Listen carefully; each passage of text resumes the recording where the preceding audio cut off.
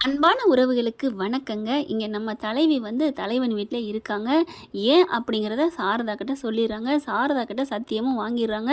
நான் ஒரு ஒரு ஒரு வேண்டுதல வச்சு தான் இங்க வந்து இருக்கேன். நீ எதையும் சொல்லக்கூடாது. உன் பொண்ணு மேல சத்தியம்னு சொல்லி சத்தியம் வாங்குறதுனால இத மட்டும் சொல்ல முடியாம தவிக்கிறாங்க. இல்லைன்னு வச்சுக்கோங்களேன், மாமியாளுக்கும் மருமகனுக்கு இருக்கிற பாண்டிங் இருக்கே, அது வேற வேற லெவல் தானே. நமக்கே அது தெரிஞ்சது தானே. என்ன ஃப்ரெண்ட்ஸ், இப்போ என்ன பண்றாங்க, தங்கிடுறாங்களா. இங்கே தங்கிட்டு மேலே போயிட்டு பாப்பா கூட கொஞ்சம் விளையாடுறேன்னு சொல்லிட்டு கண்ணு கட்டி விளையாண்டாங்க. அதோட காலையில் முடிச்சிருந்தோம். இப்போ மாடிப்படியிலேருந்து விழுக போகிறத நம்ம தலைவர் கச்சப் பண்ணிடுறாருங்க.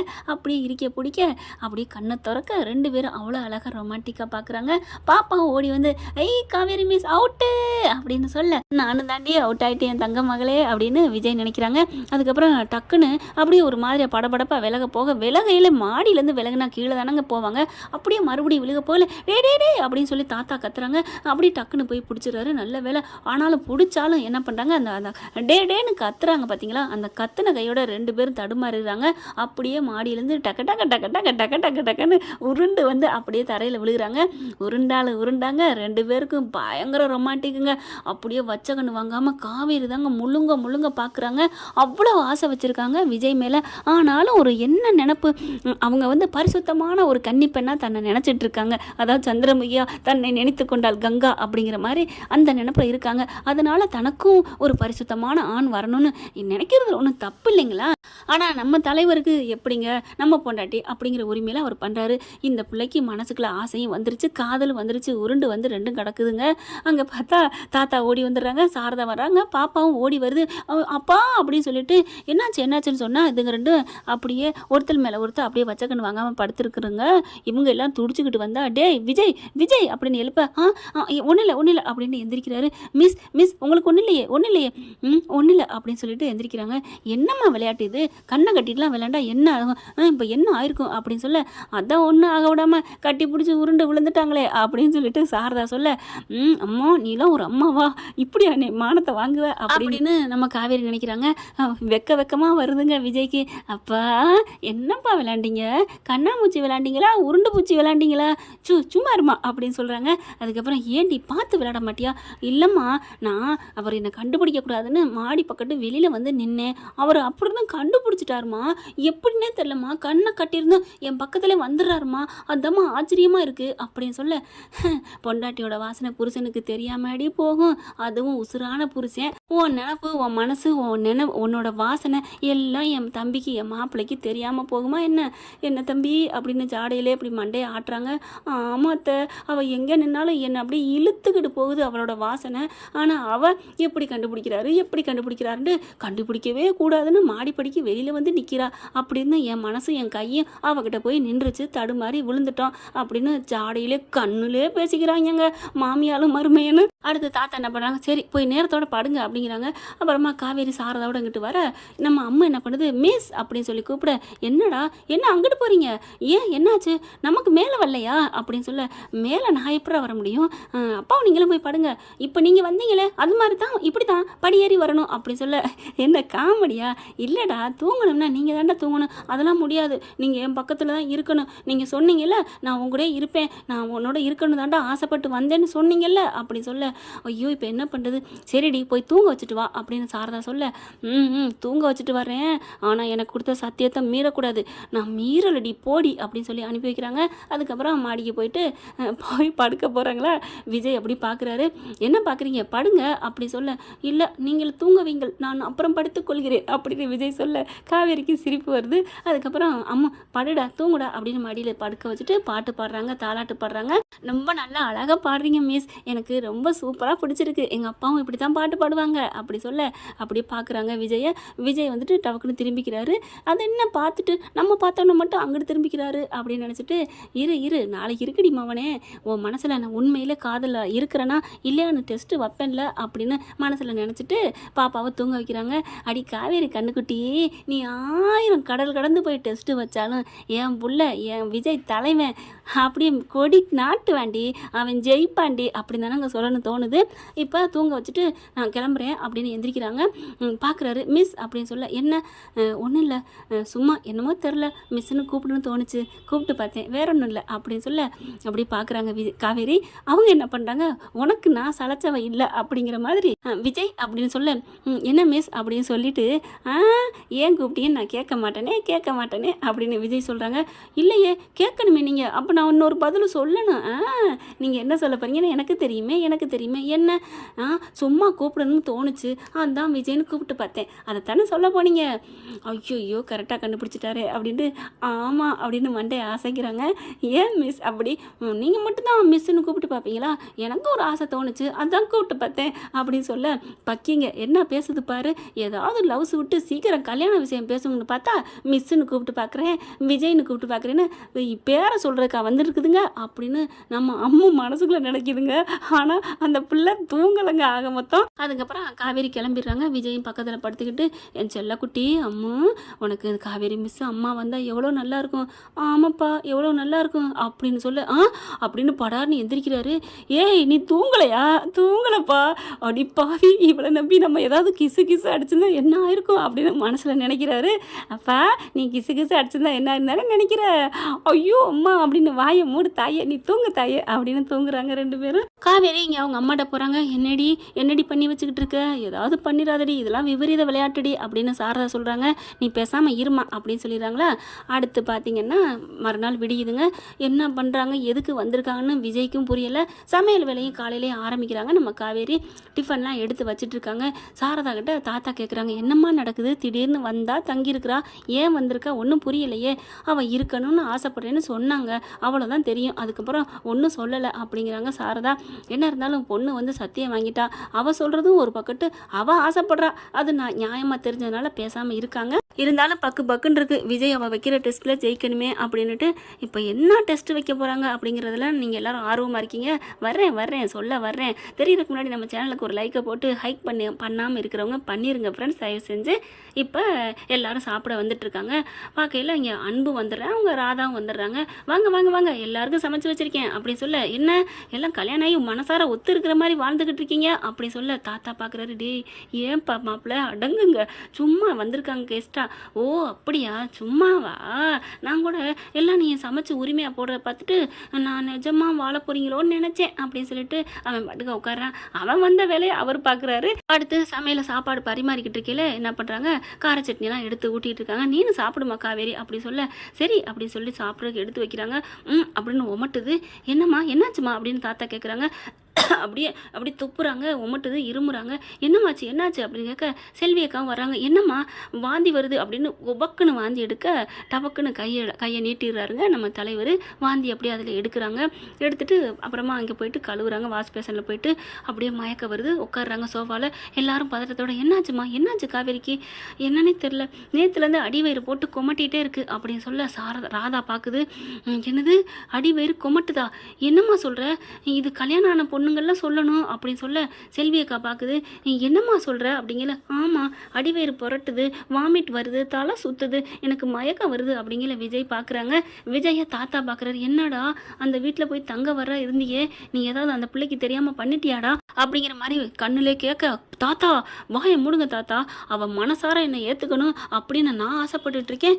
நான் போய் அப்படியே அவளை போய் அவள் என் பொண்டாட்டி தான், இருந்தாலும் அவள் மனசு இப்போதைக்கு என்ன அவள் புருஷனை ஏற்றுக்கல, அப்படிப்பட்ட சூழ்நிலை அவள் யாரோ தான், இந்த சூழ்நிலைக்கு அவள் மனசு வந்து யாரோட மனசு, அந்த மனசு சம்மந்தம் இல்லாமல் நான் எப்படி தாத்தா அவளை தொடுவேன் அப்படின்னு அப்படியே ஒரு மாதிரியாக சொல்கிறாருங்க. அதாவது தனியாக கூப்பிட்டு வச்சு இப்போ என்ன பண்ணுறாங்க, அந்த பிள்ளை மயக்கத்தில் இருக்குது, இப்போ என்ன பண்ணுறது அன்பு பார்க்குறாங்க.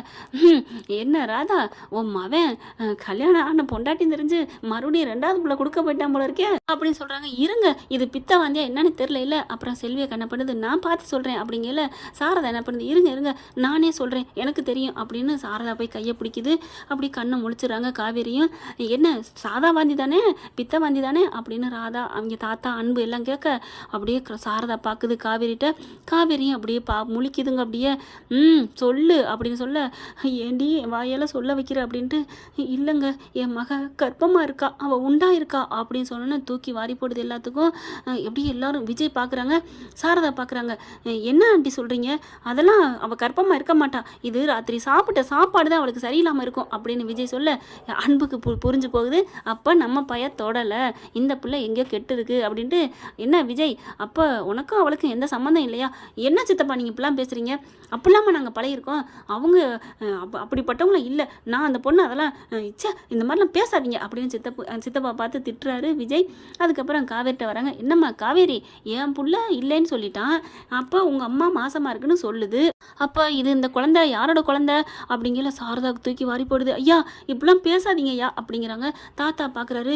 எனக்கு என்ன சொல்கிறதுனே தெரியலையே காவேரி, என்னம்மா அது, உண்மையிலே எனக்கு என்ன சொல்கிறதுன்னு புரியலை, நீங்கள் தாம்மா சொல்லணும் அப்படிங்கிற காவேரி ஒரு மாதிரியாக பார்க்குறாங்க. எனக்குமே என்னன்னே தெரியலை, நான் எப்படி கர்ப்பமானேன் அம்மா சொல்லித்தான் எனக்கே தெரியுது, எனக்கு நான் ஒரு தப்பும் பண்ணலை அப்படிங்கிறாங்க. விஜய் பார்க்குறாங்க. காவேரி என்ன நீ சொல்கிற, ஒரு தப்பும் பண்ணலன்னு சொல்கிற அப்படின்னு சொல்ல அப்படியே சாரதா பார்க்குது. ஐயையோ தம்பி, அவள் டெஸ்ட்டு பண்ணுறாளே, நீங்கள் நம்புகிற மாதிரி பேசுகிறீங்களே, ஐயையோ என்ன பண்ணுறது புரியலையேன்னு சாரதா முகம் தவிக்குது. காவேரியும் சாரதா பார்க்குது. என்னமோ சொன்னியே உலகத்தில் இல்லாத மாப்பிள்ளைன்னு சந்தேகப்பட ஆரம்பிக்கிறாரா அப்படிங்கிற மாதிரி காவேரி நினைக்குது. அப்படி கிட்டக்க வராரு. வந்து உட்காந்துட்டு காவேரி இங்கே வா அப்படின்னு சொல்லிட்டு உட்கார வைக்கிறாங்க. எனக்கு தெரியும், நான் உங்ககிட்ட பழகின வரைக்கும் நீங்கள் எப்பேற்பட்டவன்னு எனக்கு தெரியும் அப்படிங்கிற அன்பு வந்து, என்னடா அவள் தான் மாசமாக இருக்குன்னு அவங்க அம்மாவே சொல்லிட்டாங்க, நீ தொடவே இல்லைங்கிற, அப்புறம் என்ன சித்தப்பு பேசாமல் இருங்க அப்படின்னு சொல்லிட்டு. காவேரி இது வந்து சாதாரண வாந்தி தான்.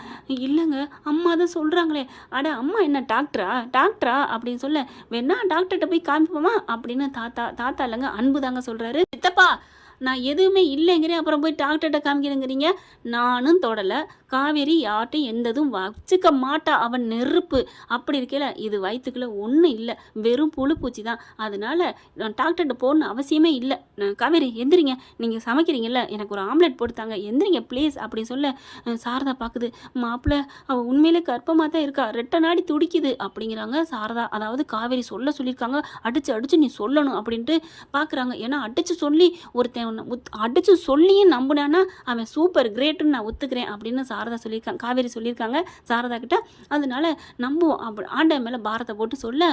அத்தை நீங்கள் அடிச்சு சொன்னா என்ன, ரெட்டை நாடி போனா என்ன, 10 நாடி போனா என்ன, அவ ஏன் அப்படி பொண்டாட்டின்னு வருதுங்க. ஆனாலும் டக்குன்னு மறைச்சிடறாரு.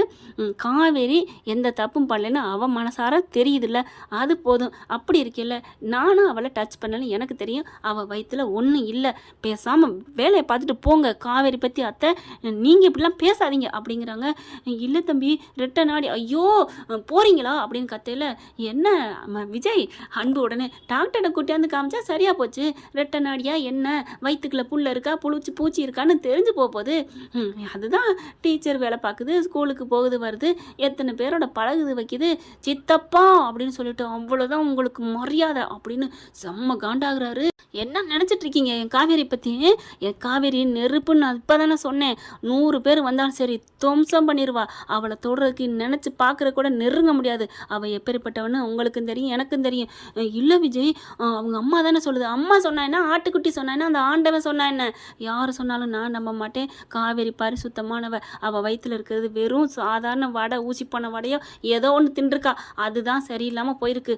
மற்றபடி அவளை நீ சொன்னேன்னு வச்சுக்கோங்க. இல்லைப்பா நீ வேணா புள்ள பூச்சி இருந்தாலும் ஏற்றுக்கிறேன். இப்போ என்ன எனக்கு பிடிச்சிருக்கு, ஆனால் நீங்கள் சொன்னக்கா ஏற்றுக்க முடியாது. அவள் வயிற்றுல எதுவுமே இல்லை, நான் அடித்து சொல்லுவேன். என் காவேரி பற்றி எனக்கு தெரியும். மரியாதையாக நீங்கள் வந்தது இதுக்கு தானா, நீங்கள் தேவையே இல்லை, யார் வர வேணாம். என்னப்பா விஜய் இப்படிலாம் பேசுகிறா அப்படின்னு ராதா சொல்லுது. ஆமாம் சித்தி, காவேரி பற்றி தப்பாக சொல்லிக்கிட்டு இந்த வீட்டுக்குள்ளே ஒரு உறவு வருதுன்னா அது தாத்தாவாக இருந்தாலும் சரி சாரதாத்தாக இருந்தாலும் சரி யாருமே இங்கே தேவையில்லை, எல்லாரும் வெளியே கிளம்பி போயிட்டே இருங்க அப்படின்னு சொல்லி கத்திடுறாங்க. ஏன் காவேரியை பற்றி பேசுகிறதுக்கு யாருக்கு இங்கே ரைட்ஸ் இருக்குது? அவளை பற்றி தப்பாக பேசுகிறீங்க. அவளே ஆமாம் என்னை யாரோ இப்படி பண்ணிட்டாங்கன்னு சொன்னால் கூட நான் நம்ப மாட்டேன் அப்படின்னு சொல்லிக்கிட்டு இருக்கே வந்து பின்னாடி 2 கை கட்டி பிடிக்குது. திரும்பி பார்த்தா காவேரி அப்படியே அழுகுறாங்க. விஜய் என்ன மன்னிச்சிருங்க விஜய் அப்படின்னு கட்டி பிடிச்சி அழுக. என்னாச்சு அப்படின்னு. என்னம்மா என்ன காவேரி, ஏன் என்னாச்சு அப்படிங்கிற. அவ கெட்டுருப்பா போல இருக்கே, அதுதான் மன்னிச்சிருன்னு அழுகுறா அப்படின்னு அன்பு சொல்ல. சித்தப்பா அப்படின்னு ஓங்கிடுறாரு. என்னப்பா அப்படின்னு தாத்தாவும் ராதாவும் கேட்க. பின்ன என்ன அவளே சொல்றாளேடா அப்படின்னு ராதா சொல்லிட்டு போறான். சொல்லட்டும், அவ சொன்னாலும் பரவாயில்ல, நான் நம்ப மாட்டேன். அவளே சொன்னாலும் நம்ப மாட்டேன். காவேரி அப்படிப்பட்டவ இல்லைன்னு எனக்கு நல்லா தெரியும். என்னை பைத்தியமாக்காதையே, நான் என்ன பண்ணுவேன்னு எனக்கே தெரியாதுன்னு கத்துறாரு. கத்த காவேரி அழுகுறாங்க. ஐயோன்னு தலையில அடிச்சுக்கிட்டு. ஏம்மா அப்படின்னு சொல்லிட்டு பின்னாடி அப்படியே முன்னாடி வர வைக்கிறாரு. ஏன் காவேரி ஏன் அழுகிற அப்படி சொல்ல, என்னை மன்னிச்சிருங்க. என்னம்மா ஏன் அழுகிற, ஏன் ஏன் எதுக்கு இப்போ அழுகிற அப்படின்னு சொல்ல, அவதான் அப்படிங்கிற திரும்பி முறைக்க அப்படியே அன்பு வாயை மூடுறாரு.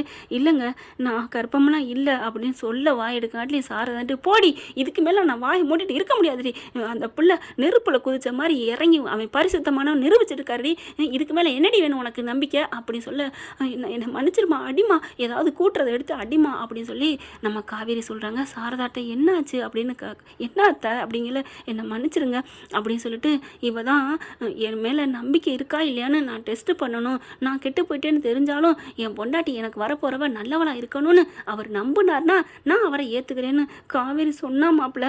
அதனால தான் என்ன ஏன் இப்படி நீங்கள் என்கிட்ட சொல்லக்கூடாதா அப்படின்னு சொல்லல, இங்கே காவேரி இறுகிய கட்டி பிடிச்சி அழுதுகிட்டு தாங்க இருக்காங்க. நம்ம விஜய் மார்போட அதை பிடிச்சிக்கிட்டே தான் கேட்குறாரு. நான் சொல்லலைன்னா அவள் சத்தியம் வாங்கிட்டேன் மாப்பிள்ள, இல்லைன்னா நான் உங்ககிட்ட சொல்லாமல் இருப்பேனா, அதானே தும்முனாலும் இருமுனாலும் காவேரி தும்முறா காவேரி இருமுறா அப்படின்னு சொல்லிக்கிட்டு இருப்பீங்க, இதை ஏன் அத்தை மறைச்சிங்க அப்படிங்கல. இல்லை நான் அப்பவும் பயந்துட்டு தான் இருந்தேன் அப்படின்னு சொல்லல. தாத்தா வரார். ஏமா ஒருவேளை விஜய் வந்து இது யார் கற்பத்துக்கு காரணம் இல்லை அப்படியான்னு கேட்டிருந்தானா, அப்போ 2 பேரும் சேர்ந்திருக்கே முடியாதே. காவேரி பட்டுன்னு என்ன சொல்லியிருப்பா எந்திரிச்சுக்கிட்டு, அட பாவி அப்போ நீ என்னை நம்பலை இல்லை, நான் அப்படி கெட்டு போயிருப்பேன்னு நம்பிட்டியா, நான் உங்கூட வாழ மாட்டேன்னு சொல்லிட்டு போயிருப்பாளே, நீ கொஞ்சமாவது என்னம்மா சாரதா இப்படி பண்ணிட்டியே அப்படின்னு சொல்ல, நான் துணிஞ்சு இறங்கினதுக்கு காரணமே உங்கள் பேரமல்ல உள்ள நம்பிக்கை தான் ஐயா அப்படிங்கிறாங்க சாரதா. எல்லாரும் பார்க்குறாங்க. ஆமாம் என் மாப்பிள்ளை மாதிரி இந்த உலகத்தில் 7 உலகம் தேடினாலும் கிடைக்காது. நான் ஃபஸ்ட்டு கூட கொஞ்சம் சங்கடப்பட்டேன் தான், ஆனாலும் தைரியமாக நான் ஏன் சத்தியம் பண்ணி இந்த பரீட்சைக்கு நான் விஷப்பரீட்சைக்கு இறங்கினேன் ஏன் தெரியுமா, விஜய் மேலே உள்ள நம்பிக்கை. எப்படி காவேரி மேலே அவர் நம்பிக்கை வச்சாரோ அவர் காதல் மேலே நான் நம்பிக்கை வச்சேன். ஏன்னா என் பொண்ணை அவர் அந்தளவுக்கு நேசிக்கிறாரு, அதனால கண்டிப்பாக நம்ப மாட்டார், அப்படியே இருந்தாலும் கூட ஏற்றுக்குவார்னு எனக்கு தெரியும். அதனால தான் நான் சரின்னு சொல்லி இதுக்கு நான் நாடகத்துக்கு சம்மதித்தேன் அப்படிங்கிறாங்க. அதுக்கப்புறம் என்னை மன்னிச்சிருங்க விஜய் அப்படின்னு காவேரி கட்டி பிடிச்சி அழுகிறாங்க. அதுக்கப்புறம் மிஸ் இனிமேல் எங்கள் அப்பா விட்டு போக மாட்டீங்கல்ல, நான் ஏன்டா போகிறேன், நான் இனிமேல் போக மாட்டேன், நான் இங்கே தான் இருப்பேன், இனிமேல் இதுதான் என் வீடு.